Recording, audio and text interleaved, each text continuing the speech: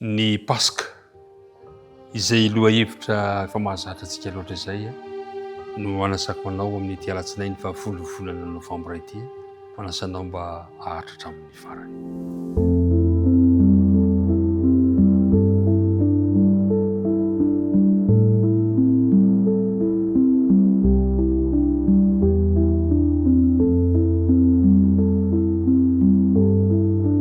Faly miaraba anao indray amin'izao alatsinainy maraina izao, mandeha tokoa ny fotoana fa folo volana novambra sahady isika miazakazaka.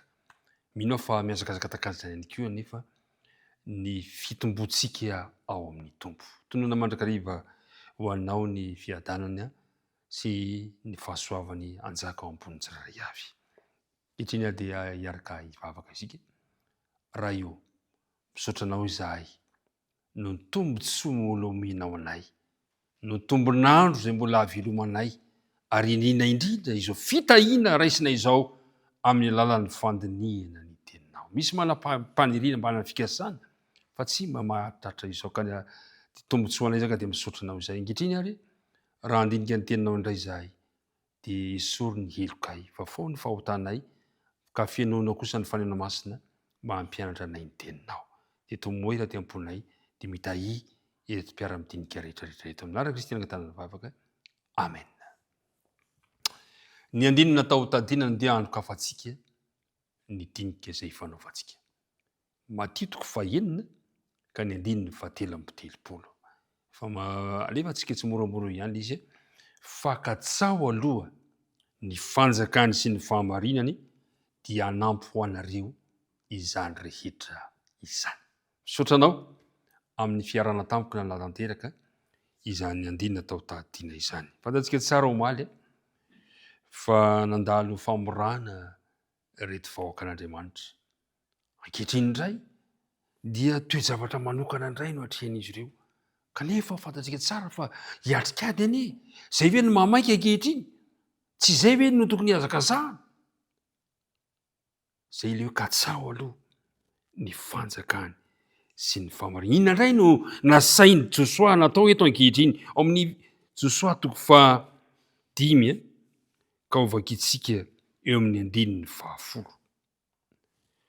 Ary zanak'Israely nitoby tany Gilgala ka nitandrina ny Paska tamin'ny hariva ny andro 14 tamin'ny volana teo amin'ny tany hay any Jeriko.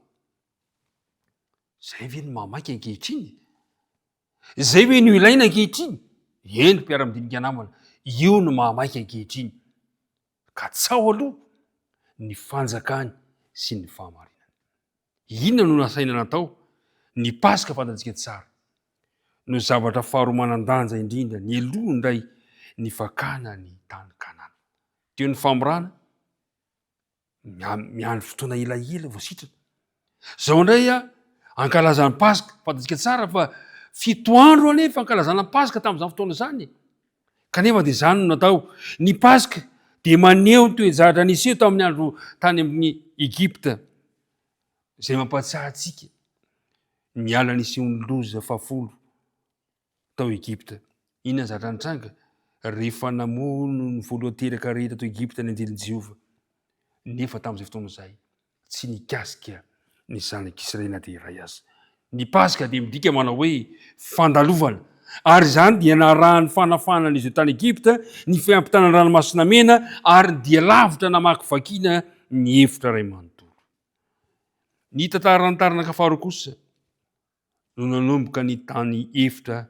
Ny taranaka voalohany zany dia le tany Egypta sy ny tany ranomasina mena. Fa ny taranaka faharoa indray nanomboka taty amin'ny tany efitra ary nitoro tamin'ny fitanany Jordana, izay nanomboka ny famorana sy ny fitandremana ny Paska izay tamin'izay fotoana izay, ary fotoana manan-danja ny andrandrany Israely ny fidiran'Andriamanitra nitsihitra teo ny hatrehan'ny fahavalo manoloana an'izy ireo. Ny fitandremana ny Paska zany no azo lazaina hoe fiatombohan'ny vanim-potoana vaovao indray teto amin'ireto vahoakan'Andriamanitra reto, satria ny Paska dia fantatsika tsara fa manondro ilay zanak'Andriamanitra, ilay tena fanatitra mba hamonjy ny taranak'olombelona. Fantatsika tsara fa ny Paska dia maneho ny fanavotana ny men'Andriamanitra antsika ny amin'ny fanandevozan'ny ota. Jesosy ilay zanak'ondron'Andriamanitra nanaisotra ny fahotana izy ny tontolo izao, ary nandritra ny fanasan'ny tompo talohany nalorantena ho fanatrafaran-tampony, dia nanova ny Paska ho fahatserovana ny fahafatesany Jesosy. Ry mpiara-midinika namana, ny lohany idirana makany amin'ny tany Kanana dia nitandrona ny Paska izy ireo. Mahatsiaro indray ilay fanavotana izay ataon'i Jesosy sika amin'ny azo fijaliana raha hatrizay. Ary takan'izany izao ianao.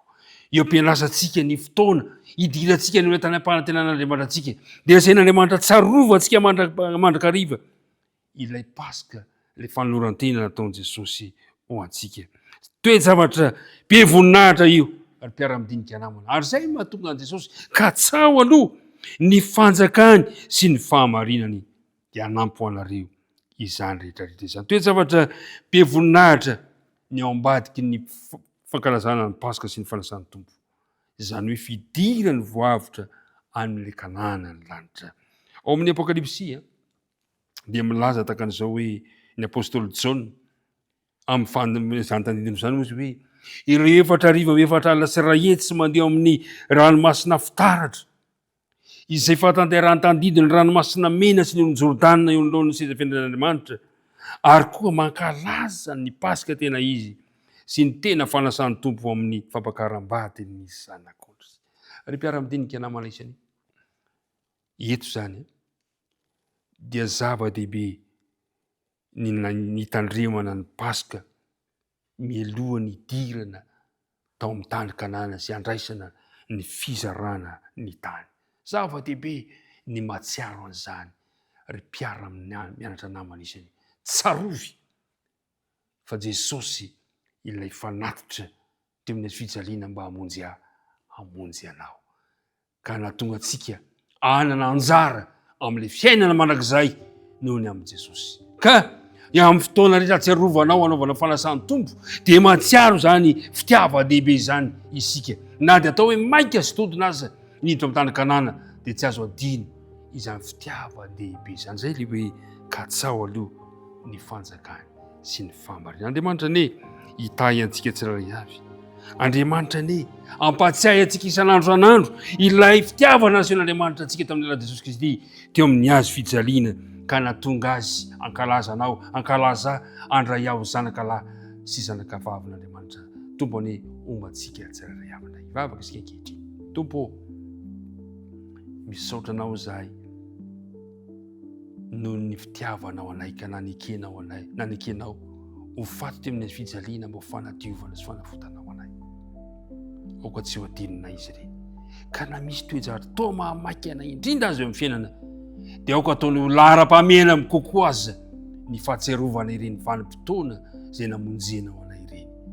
Mitahiry anay androany, mitahiny asa mandrarà, mitahiny fivelomana, tehirizy mandrakariva anatin'ny fahasalamana ny tsirairay avy. Nivavaka tonoana isika talominara Jesosy. Amen.